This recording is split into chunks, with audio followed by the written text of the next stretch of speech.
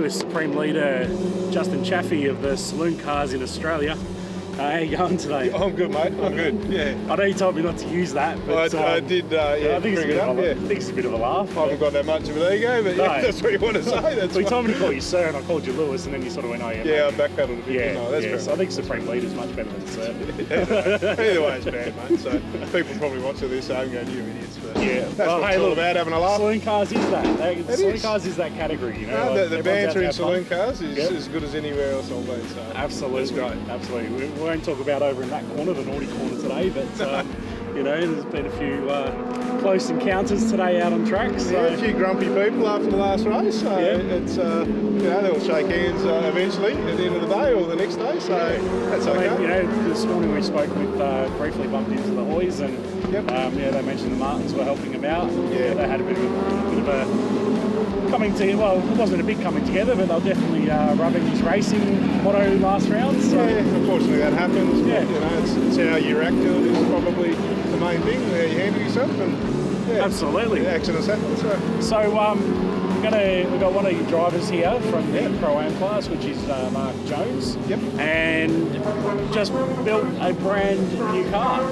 Absolutely, yeah. It's not that old now, so he's built the whole thing himself with his father. It's pretty much in the backyard, and it's come up really well. It's one of the best presented cars out there. So. Well, I'm going to let you catch up with Mark and have a bit of a chat about the car, and can sort of tell people what goes into running them and getting one out on track. Absolutely. Fantastic. No worries. So James, obviously you built it yourself, with a little bit of help from a couple of people. Absolutely. Talk us through the build. What was the process? How did you start? So, to begin with, we needed a shell. Thankfully, one of the other drivers, Terry De Silva, he had a shell. He was kind enough to just say, come around and grab it. So we shot up to his place with a trailer, skull dragged it onto the back, and I think it was the next week we started building it. Yeah, we started stripping out all the factory parts out of the shell, all of the sound deadening, pretty much everything. It was a bare metal shell when we finished, and the next week after that we purchased a roll cage kit from MCE, and that was all pre-cut, pre-bent.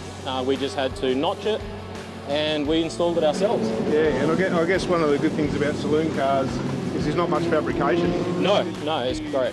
You're allowed to put a roll cage in, or you must put a roll cage in. You can cut a little hole in the floor for your timing transmitter. That's it. And you can drill a couple holes in the K-frame to make the track a bit wider. And it's all pretty simple fabrication. Yeah, so there's really not a lot of effort into it. There's not a lot different about the factory cars to these ones. Maybe some aftermarket components, and we run different, suspension geometry angles and stuff like that.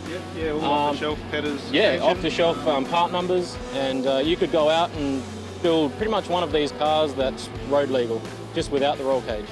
And we, after purchasing the kit, we just went, instead of getting anyone else to weld it for us, I'm a decent welder, my dad is a boilermaker by trade, we set out to do it, and it was really easy. It was very easy. Pretty simple. The hardest part was painting the thing. Yeah, so many little. Paint, and you guys did that yourself as well? Yeah, we. Pretty good. Yeah, we painted the inside, we painted the outside.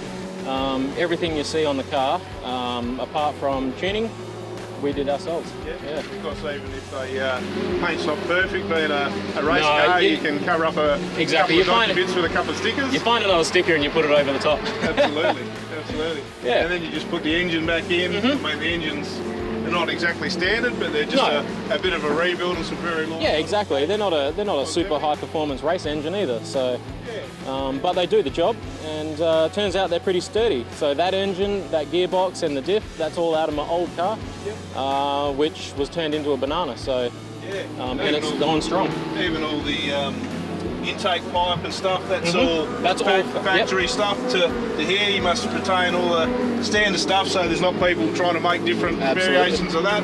It's all how it is. It's all controlled. It levels the playing field, really. You got a bit of safety gear in there, like the seat that you got to put it in the car. An aftermarket steering wheel, which is an option. Absolutely. And you were saying before you still got the standard shifter in the gearbox. Yeah, standard shifter, no rip shifter. It certainly doesn't slow you down. It's nice to have a rip shifter or something like that. Yeah. I mean, it does. Yeah, it does the job, Exactly. So there's no point in spending big money on something that you don't need to spend the money on. So yeah. And fuel system? The fuel system on this I paid a little bit more attention to. So I replaced all of the rubber hoses in it with Teflon lined braided hose. It runs on E85, and I have a low pressure pickup pump in the boot that feeds a swell pot, which then has a high pressure pump coming out of it that feeds the engine. And yeah, I wanted to go with Teflon because I know how nasty E85 can be to rubber, and I didn't want to have any fuel problems or hose splitting issues. So yeah, I just went with that, and I had enough spares laying around that I practically built it with just spares. Yeah. And that's certainly a good upgrade that you sort of recommend. Yeah. A saloon car or probably any car, especially one that runs E85. Absolutely. And the brakes, what are they? So the brakes are DBA 4000 series discs, 330mm, C4 calipers, which are they do the job. Brake pads are Forza FP3, I believe they are, and they're quite affordable. They're affordable, but they work just as well as your Bendix, your Ferodos, your Hawks, and I've been running them for quite a few years now. And the rear brakes are factory slotted discs, factory calipers, and Bendix pads. Yeah. Believe it or not, we don't really use a whole lot of rear braking in our car anyway.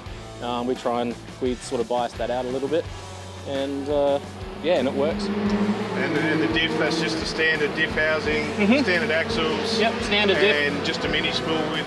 Yeah, we've got a full spool in ours. Yeah, so ours, there's no chances of any of the group braking. And yeah, 3.45 gear ratio, which is what we have to run. Drive shaft is factory. Not one of those winding gearboxes that we just heard. No, we don't need one of them. Yeah, exactly. Yep, if you know where first and second is, then you're good to go. It's a lot of fun. It's a lot of fun. And the guys that you drive with, they're all awesome. You know, you can ask for help, and they'll put down their tools to pick up yours and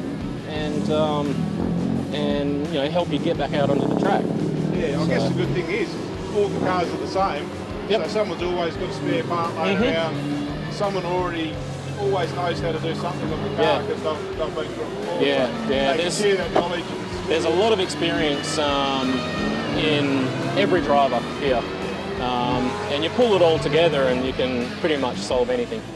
So yeah. Well done. Yeah. It's My biggest question. Oh, just falling off the chat. Terry De Silva again. Yeah, you got to watch out for him. The biggest question for me is, and it's always impolite to ask this, I'm going to ask anyway, roughly how much do you reckon you put into go racing? Per year, we probably maybe spend just under 10 grand. So that includes tyres, that includes brakes, fuel, entry costs, membership costs for everything. And the rebuild? The rebuild, that set us back maybe 5, because we got the shell for free. That was from Terry De Silva. Again, everyone will help everyone, so he just rang me and said, I've got a shell here, come and get it. The most expensive part was the roll cage, and that was only $1,100 if I remember correctly, and it was all pre-bent. All we had to do was notch it and weld it. Yeah, and it's not as expensive as people would think. They think of circuit racing and go, there's money. There's just pour money into it, but you can be very successful for under $10,000 per year. Some people do it with even like less. So,